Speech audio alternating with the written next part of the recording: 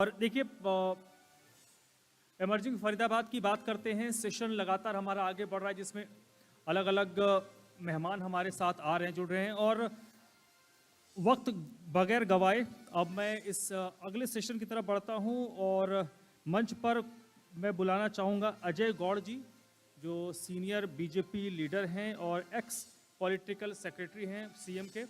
और इस सेशन को आगे बढ़ाएंगे। जी दिल्ली एनसीआर हरियाणा के एडिटर विनोद लांबा जी को भी मंच पर बुलाना चाहूँगा। और प्रिया भी सबसे पहले सर को सम्मानित करेंगे, विनोद लांबा जी अजय गौड़ जी को।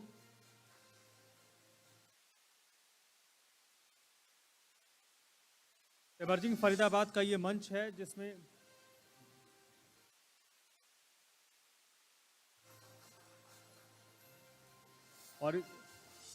और प्रिया को भी मैं मंच पर बुलाना चाहूँगा, जो इस सेशन में वो होस्ट हैं, जिसमें विज़न क्या है सरकार का।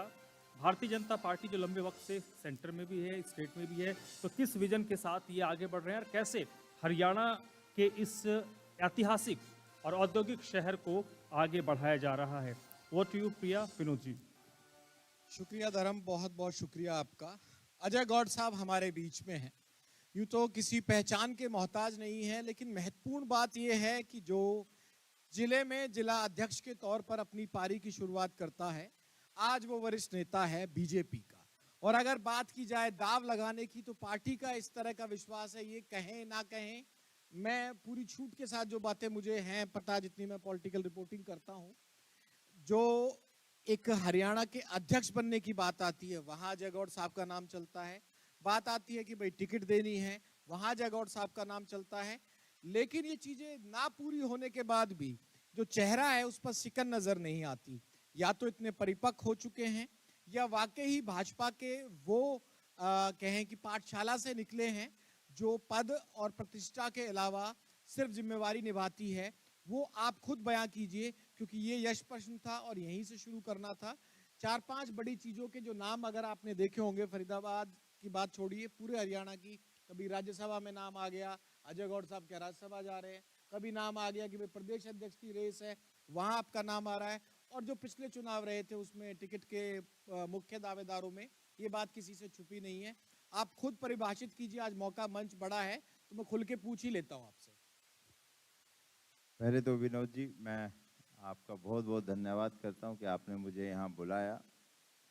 और जी न्यूज़ हरियाणा के अंदर क्या पूरे देश के अंदर बहुत निर्भीकता के साथ अपनी जो लोगों की आवाज़ को जनता के बीच में जो पहुँचाने का काम कर रहा है, मैं उसके लिए आपको बहुत बहुत बधाई और साधुवाद देता हूँ। अभी आपने पूछा, मैं पार्टी का एक कार्यकर्ता हूँ और हमारी पार्टी में कार्यकर्ता सबसे बड़ा एक दायित्व है जो कभी नहीं छूटता। सबसे बड़ा पद है। सबसे बड़ा पद है। आज गौरवशाली क्षण था जब आपने देखा हो, बंगाल के अंदर शपथ चल रही थी, पहली दफा नई सरकार वहां बनी है। एक वहां पर एक वरिष्ठ कार्यकर्ता जो उस समय के हमारे रहे, माखनलाल सरकार जी, जिनको आज प्रधानमंत्री जी ने वहां बुलाकर इतने बड़े मंच से सम्मान किया। कार्यकर्ता का ये सबसे बड़ा सम्मान है, ये हमारी पार्टी में हो सकता है। तो इसीलिए मैं एक कार्यकर्ता, और मेरी भूमिका पार्टी तय करती है। जब समय पर जो मुझको जिम्मेवारी देती है, वो करने के लिए पूरी तरह से तत्पर रहता हूँ। मेरे जो सोर्सेज की मैंने कहा ना कि जब नाम चल गया राज्यसभा का और प्रदेश अध्यक्ष का पिछली बार टिकट का, या मेरे सोर्सेज गलत थे, या कुंडली में कोई दिक्कत थी, या पार्टी ने कुछ और सोच लिया? मैंने कहा ना कि ना कुंडली में दिक्कत है, ना सोर्सेज में दिक्कत है। पार्टी ने कार्यकर्ता को कहाँ क्या काम देना, वो पार्टी का नेतृत्व चिंता करता है। बहुत बहुत शुक्रिया, क्योंकि ये बात मुझे खुल के एक बार पूछनी थी, क्योंकि नाम आते थे बार बार, और जो जनता यहाँ की है और हरियाणा की है वो कह रही होगी सवाल तो पहला ही रिलेवेंट पूछ लिया। बिल्कुल सर, आप सीनियर लीडर हैं। अक्सर आरोप लगते हैं कि ब्यूरोक्रेसी से ज्यादा पॉलिटिकल सिस्टम फैसले प्रभावित करता है। क्या आपको ये लगता है कि राजनीतिक हस्तक्षेप प्रशासनिक निष्पक्षता को जो है सीधे तौर पर कम करने का कार्य करता है? ऐसा नहीं है। राजनीतिक क्षेत्र में सरकार जनता के द्वारा चुनी जाती है।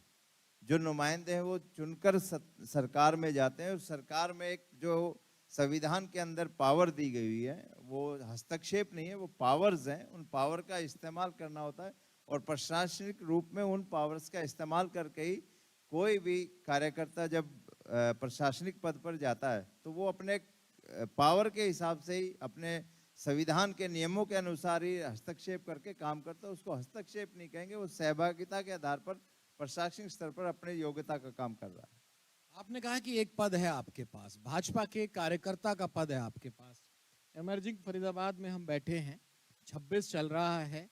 26 को लेके भी बताइए कि आपकी सरकार यानी कि भाजपा की जो सरकार है, लगातार हैट्रिक की सरकार है, आपकी भी भूमिका उसमें रही है रणनीति के तौर पर, पर्दे के पीछे और तमाम चीजें, क्योंकि पॉलिटिकल सेक्रेटरी भी रहे हैं आप सीएम साहब के, मनोहर साहब के। इमर्जिंग फरीदाबाद में मेरा ये सवाल है कि फरीदाबाद को आप आगे कैसे बढ़ते हुए देखते हैं, और उस पूरी भूमिका में अजय गौर साहब से मैं पूछूं तो अपनी क्या भूमिका आज भी और अपकमिंग ईयर्स में देखते हैं? देखिए, बिल्कुल बढ़ते हुए फरीदाबाद के बारे में आप खुद अगर फरीदाबाद में जाएंगे तो आप अनुभव करेंगे।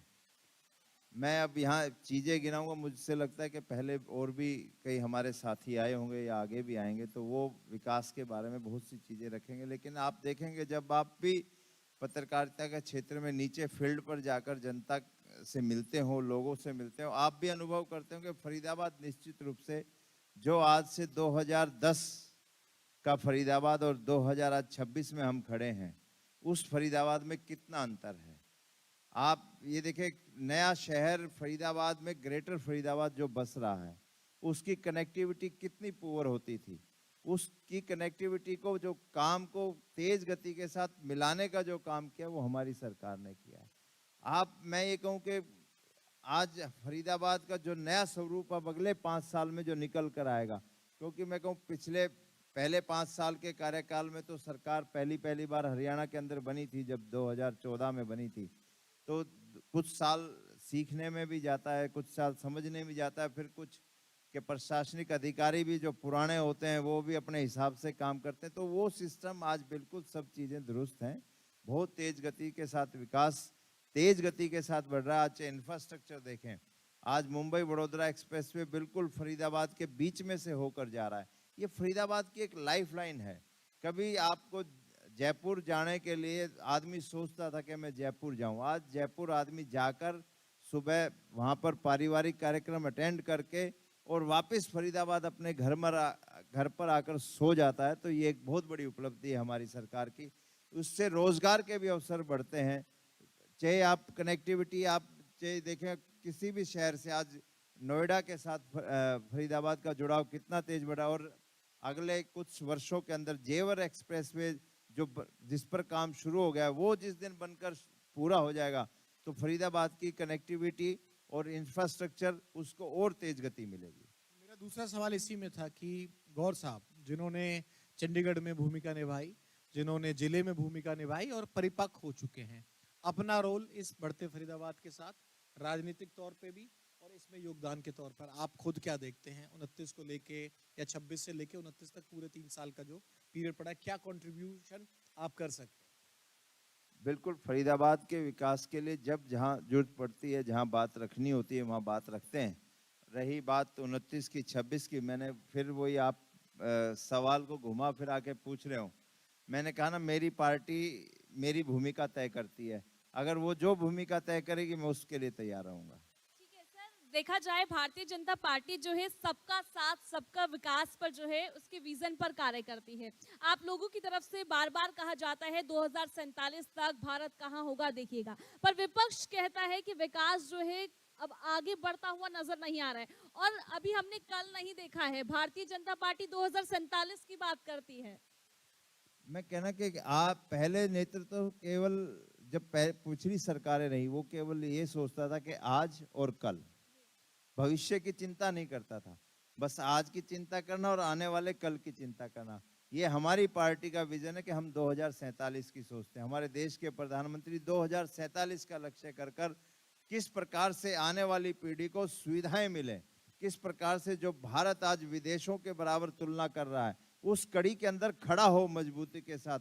जब इस सोच के साथ काम करेंगे और किसी के विपक्ष के कहने का कोई अर्थ नहीं रह जाता, क्योंकि आप देखिए बंगाल का ताजा उदाहरण के सारे राजनीतिक आंकड़े और सारे विश्लेषकों को फेल करके वहाँ की जनता ने जो मैंडेट दिया है वो विकास को मुद्दे को ही रखकर मैंडेट जो दिया है कि आज बंगाल जैसे प्रदेश में जहाँ आतंक था, जहाँ अराजकता थी, जहाँ भ्रष्टाचार था, वहाँ पर एक भारतीय जनता पार्टी के एक कार्यकर्ता की सरकार आज बनी है।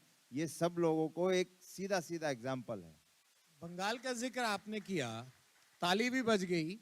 अब ना आप लोगों का जो पेज है BJP Haryana, coming soon Punjab, uploading, इस तरह की चीजें चल रही हैं बीजेपी में, लेकिन उसके साथ ही एक पैरेलल चीज चल रही है जो मान साहब कह रहे हैं या केजरीवाल साहब कह रहे हैं, वो विपक्ष है वो यहाँ सेंटर के हिसाब से, लेकिन वहाँ उनकी सरकार है। वो कह रहे हैं कि भाजपा के आने के संकेत हैं, ईडी की रेड शुरू हो गई है। तो ये आरोप हमेशा लगता है मौजूदा सरकार पे, केंद्र से लेके प्रदेश तक, कि भाई आप लोग एजेंसीज का दुरुपयोग करके किसी भी स्टेट में एंट्री का जो गेट है उसको खोलते हैं।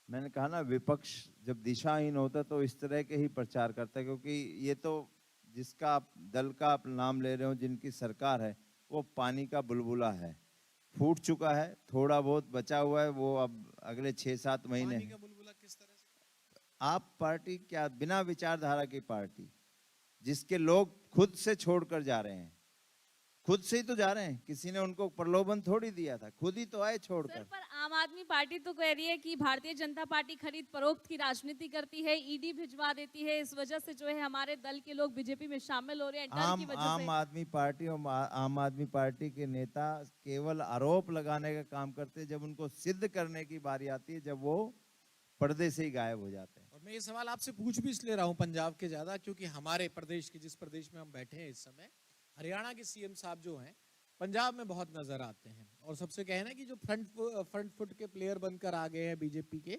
एक चेहरा है अघोषित पंजाब में, वो बहुत तैयारी कर रहे हैं।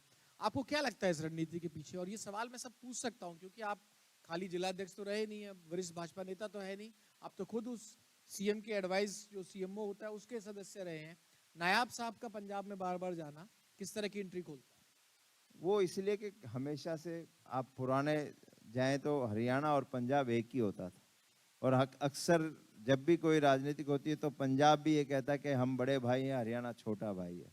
जब बड़े भाई कहीं दिशा भटक जाते हैं तो छोटे भाई को संभाल करनी होती है। तो उसी क्रम में नायब जी चल रहे हैं, तो हरियाणा की जनता को और हरियाणा के लोगों के विश्वास को देखते हुए नायब जी वहाँ जा रहे हैं, और मुझे पूरा विश्वास है कि जो वो सोच कर वो जा रहे हैं, तो वहाँ की जनता भी उनको बुला रही है, जनता भी उनको सुनना चाह रही है, कार्यकर्ता वहाँ उनको बुला रहे हैं। जब भी कोई आदमी जाता है, जब दूसरे घर में भी उसका मान सम्मान होता है, तो हमारे माननीय मुख्यमंत्री जी भी पंजाब का जो एक लक्ष्य है कि वहाँ पर भी एक सुचिता की सरकार आए, एक नशा मुक्त जो प्रशासन वहाँ मिले लोगों को, उसकी एक आधारशिला को रखने के लिए हमारे मुख्यमंत्री नायब सिंह सैनी जी वहाँ जा रहे हैं, और लोग उन्हें स्वीकार कर रहे हैं। और निश्चित रूप से मुझे लगता है कि जब 2027 में जब चुनाव आएंगे तो वहाँ पर भी कमल खिलेगा। अभी फरीदाबाद के मुद्दों पे प्रिया बस एक आखिरी सवाल के साथ लौटेंगे। गौर साहब, आप अपने अनुभव से बताइए, एक मनोहर साहब का मॉडल काम करने का, एक नायाब साहब का मॉडल काम करने का, दोनों का डिफरेंसेस इनसाइडर यानी कि जो आप उनके साथ काम करते हैं, आप लोग क्या महसूस करते हैं?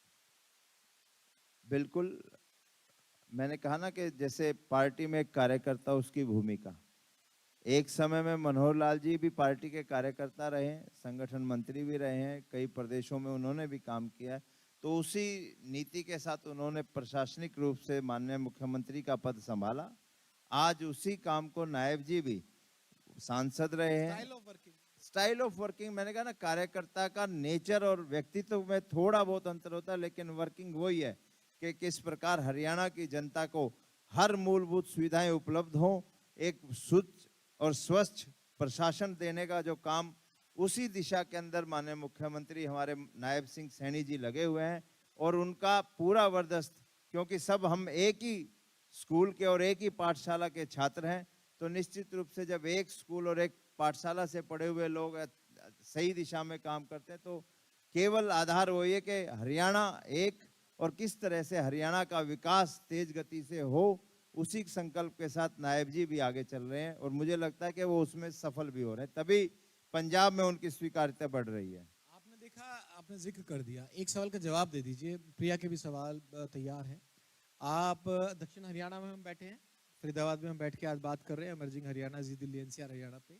कल गुरुगांव में दक्षिण हरियाणा में भी विपक्ष के लीडर ऑफ अपोजिशन जो हैं राहुल गांधी साहब थे और सद्भावना यात्रा चल रही थी, तमाम सवाल उठा के गए हरियाणा सरकार पे भी, इवन मोदी सरकार पे भी। उसको कैसे देखते हैं राहुल गांधी का बीच में आना? क्या हरियाणा के और निकाय चुनाव भी अब होने हैं 2-3 जगह के, कुछ असर पड़ेगा? या कांग्रेस जो अलग अलग गुटों में बढ़ती थी उस पूरी यात्रा को, राहुल गांधी के आने को आप लोगों ने जरूर आकलन किया हो?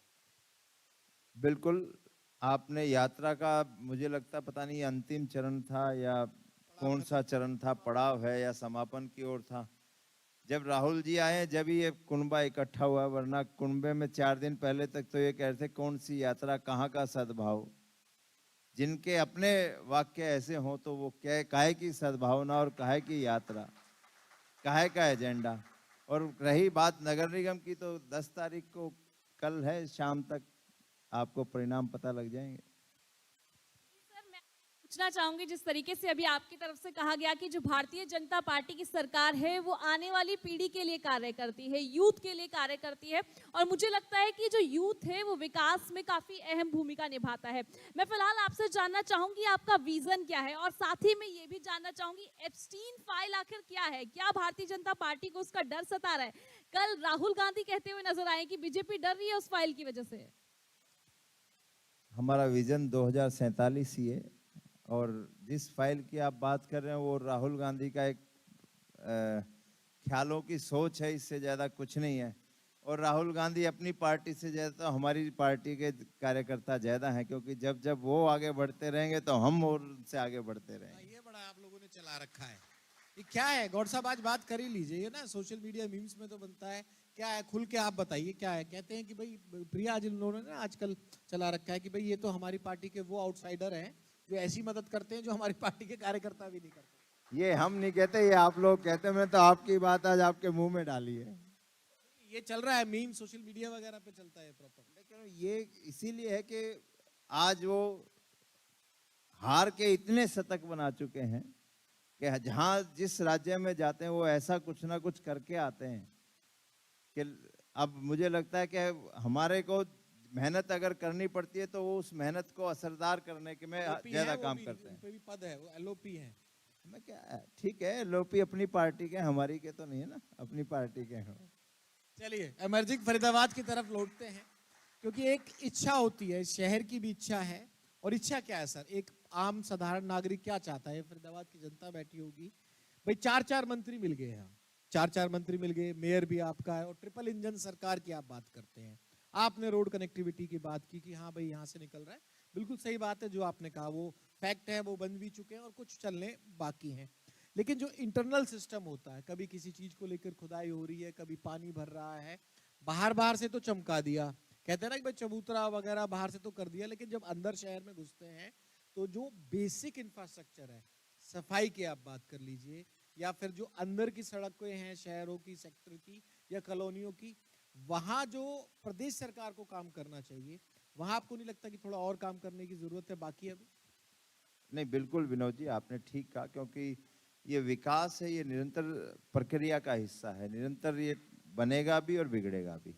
आप देखेंगे कि एक हमारा पुराना फरीदाबाद है और एक नया फरीदाबाद है। नए फरीदाबाद में आज जो ये इंफ्रास्ट्रक्चर की कहीं कोई समस्या नहीं, क्योंकि वहाँ आज सीवर लाइनिंग भी आज की हिसाब से डली है, सारा सिस्टम नए हिसाब से डल रहा है आज वहाँ पहले से ही। नहीं सर, एक मिनट आ रहा हूँ, समझाइए। मैं 3 तरह से लेता हूँ सर इसको। जीटी रोड पे हम बैठे हैं, एक कॉलोनी वाला एरिया है जो पूरा उधर का है, जीटी रोड से राइट हैंड साइड पर।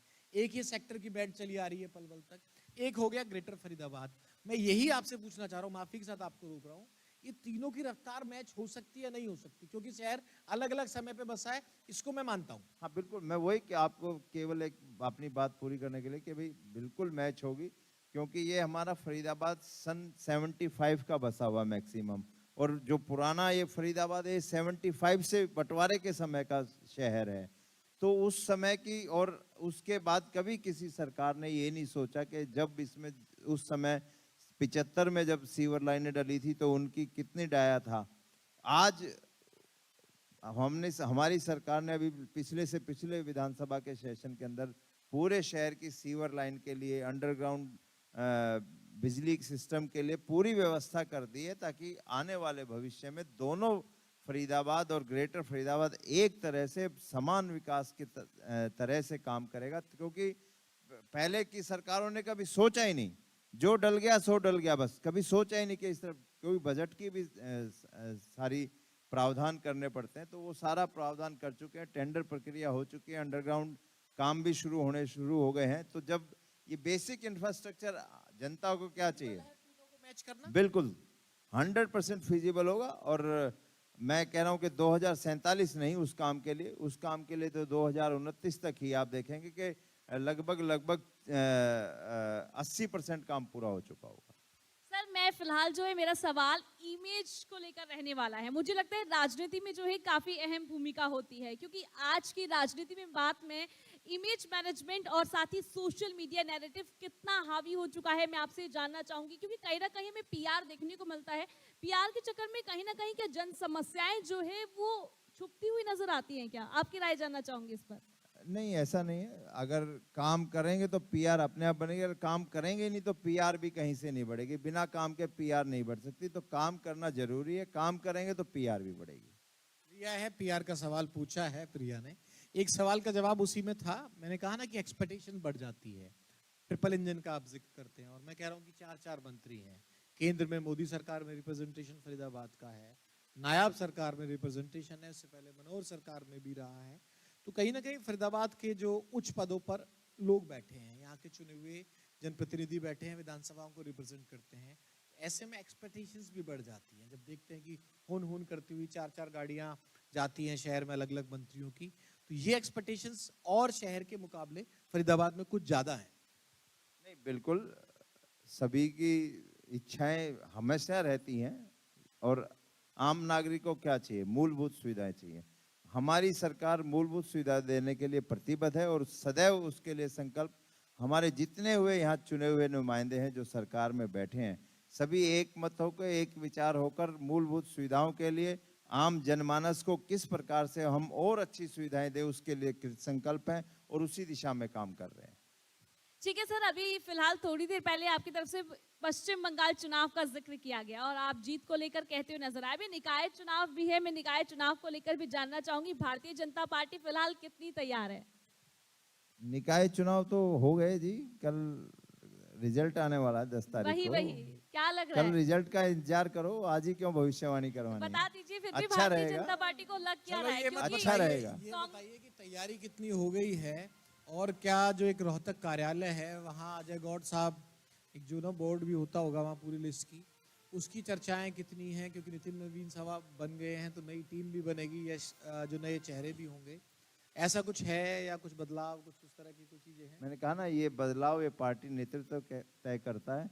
जब जरूरत होगी वो तय करेगा और बदलाव कर देगा। आपको कोई भी रोल मिले? मैंने कहा ना, मैं कार्यकर्ता हूँ, कार्यकर्ता रहूंगा और भारतीय जनता पार्टी का कार्यकर्ता ताउम्र रहूंगा। मैं सवाल किसी भी तरह से पूछ लूं, डायरेक्ट आंसर कुछ नहीं आएगा। मैं सवाल किसी भी तरह से पूछ लूं, डायरेक्ट आंसर कोई नहीं आएगा। मैंने कहा ना जी, सवाल कुछ ही, वो जिम्मेवारी कुछ समय के लिए मिलती है और जिम्मेवारी बदलती रहती है। कार्यकर्ता सदैव कार्यकर्ता रहता है, तो मैं अपने आप को गौरवान्वित महसूस करता हूँ। सिस्टम मतलब प्रॉपर सिस्टम है? हाँ, आप लोगों के पूरा क्या होता है? चलो आज यही बता दो, फिर आप ये बात कर रहे हो तो चलो कुछ इनलाइटन भी हो जाएंगे जो इन कार्यकर्ता हैं। नहीं, बिल्कुल। पार्टी में मतलब क्या है, मैं आपके ऊपर छोड़ता हूँ कि भाई एग्जैक्टली किसका क्या रोल होगा भाजपा में, कैसे तय होता है। जितना आप बता सकते हो उतना आप बता दो। देखो, पार्टी में कार्यकर्ता का रोल नेतृत्व तय करता है, और निश्चित रूप से काम जब आप करेंगे, संकल्प के साथ काम करेंगे, तो निश्चित रूप से आपको समय समय पर आपके हिसाब से काम देने का काम है जो वरिष्ठ नेतृत्व करता है, और वो उसकी चिंता सदैव करते हैं। तो कार्यकर्ता को तो अपने संयम को, सिस्टम क्या है कि कौन कितना काम कर रहा है, नहीं कर रहा है, सब देखने वाली कई आंखें होती हैं, सब नजर रखते हैं। अटेंडेंस भी लगती है क्या? मैंने कहा ना, attendance मैंने सब क्यों कहा? ये विनोदी अटेंडेंस और Attendance रजिस्टर। ऐसे असम भेज दिया नहीं, मैं उस लिहाज में पॉजिटिव सेंस में बोल रहा हूँ कि आपके लोगों को जहां भेजा जाता है ड्यूटी लगाई जाती है। असम में पूर्व विधायकों की लिस्ट देखी थी आपने, पूर्व मंत्रियों की भी लिस्ट थी। मुझे जो पता है भाजपा के सेंट्रल टीम के बारे में, उसमें सिर्फ भेजने तक ड्यूटी सीमित नहीं रहती है, उसमें ये भी देखा जाता है कि उन जितने लोगों की लीडर्स की ड्यूटी लगाई है अदर स्टेट्स में चुनाव में, असम की आपने बात की, बंगाल की बात की, और बाकायदा दी जाती है। और नहीं, ये बिल्कुल। आजकल बहुत चर्चित विषय है कि आप कहीं सी और स्टेट के चुनाव में बैठे हो। एक बंगाल का मैं नाम भूल रहा हूँ, किसी ने कहा कि राजस्थान के 7 विधायक एक विधानसभा में 1 महीने तक महीने बैठे तक रहे। जी। बंगाल में राजेंद्र राठौर जी के नेतृत्व में जहां वहाँ मुख्यमंत्री बने सुवेंदु जी, उनकी विधानसभा के अंदर 8 विधायक वहाँ हाँ, उन्होंने राजस्थान उसका के रहे। धन्यवाद किया। उन्होंने उनका विशेष रूप से वो आप ये देखो, ये कार्यकर्ता की एक हमारी भूमिका है ना, कि ठीक है वो विधायक है, लेकिन वहां जाकर उन्होंने एक बूथ पर वर्किंग करी है। वहां जाकर कोई अपने आप को नेता नहीं बनाते, हम वहां जाकर उनके सहयोग के लिए कार्यकर्ता के रूप में काम करते जिस हैं। क्षेत्र को आप जानते नहीं, दूसरी जिस कल्चर को आप नहीं जानते, तो भाजपा का राजस्थान वाला विधायक या जो भी कार्यकर्ता है वो इफेक्टिवली वहां कैसे वोट डलवा सकता है, ये कैसा कल्चर नहीं आपकी नहीं, पार्टी का? वोट तो वहां के लोगों ने डलवानी है। नहीं सर, मतलब वो क्या योगदान देते मैंने कहा ना कि हमारी पार्टी भाजपा एक परिवार के रूप में काम करती है। जब हमारे यहाँ पर भी बाहर से लोग आते हैं, जब कोई आएगा तो हम उनको कहते हैं कि भाई आपका ये कार्य क्षेत्र है, ये हमारे कार्यकर्ता हैं, आपने इनसे संपर्क करना। तो संपर्क है, संपर्क के नाते से जाएंगे। तो कई बार ये होता है कि आदमी बाहर वाले की बात ज्यादा सुनता है, आम जनता भी कि ये हरियाणा से आए हैं, ये राजस्थान से आए हैं, तो कार्यकर्ता भी ज्यादा उसकी बात सुनेंगे, क्योंकि अपने कहते हैं ना, घर का जोगी जोगड़ा और गांव का सिद्ध। तो इसीलिए कार्यकर्ता हमारे यहाँ बहुत बड़ी जिम्मेवारी है। इसीलिए आप देखेंगे असम भी गए लोग, बंगाल भी गए लोग, कर्नाटका भी गए, केरल भी गए। ट्रैकिंग होती है, निकाला जाता हाँ, है। एक एक चीज की कहाँ पर वह टैकिंग होती है, कहाँ जाकर किस क्षेत्र में काम करना है, उस क्षेत्र से बाहर जाकर आपको काम नहीं करना। ये बहुत एक माइन्यूट सा सिस्टम है जो कि हमारी पार्टी के हर कार्यकर्ता को समझ में आता है और वो उसी दिशा में काम करता है। तभी आप इतनी बड़ी जीत जो संकल्प के साथ होती है, वो कार्यकर्ता आधारित जीत है, तभी ये इतनी बड़ी जीत पूरे देश के अंदर, हर प्रदेश के अंदर हो रही है। यही फायदा होता है जब हम कह रहे हैं ना कि वरिष्ठ भाजपा नेता हैं, तो सदे हुए लहजे में जितनी वर्किंग समझा सकते थे बखूबी आपने समझाई है। और फरीदाबाद के कई सवाल हो चुके हैं। प्रिया, आपका कोई आखिरी सवाल? बिल्कुल सर, मैं आपसे जानना चाहूंगी। बिल्कुल, भारतीय जनता पार्टी हमेशा चुनावी मोड में रहती है, हम लोग भी देखते हैं, लगातार चुनाव हो या ना हो ग्राउंड पर नजर आती है। पर फिलहाल जिस तरीके से आप लोगों की तरफ से विपक्ष पर बार बार कहा जाता था कि गुटबाजी है, गुटबाजी है, अभी फिलहाल आपकी तरफ से भी कहा गया, पर विपक्ष को भी मौका मिलता हुआ नजर आ रहा है। विपक्ष भी अब कह रहा है कि भारतीय जनता पार्टी में कहीं ना कहीं गुटबाजी देखने को मिल रही है। अनिल विज के बयान कभी सामने आते हैं, कुलदीप बिश्नोई का बयान सामने आया, रेखा शर्मा वाले बयान को लेकर बयानबाजी देखने को मिल रही है। फिलहाल मैं चाहूंगी आप इसको लेकर जनता को सीधे तौर पर एक मैसेज दें।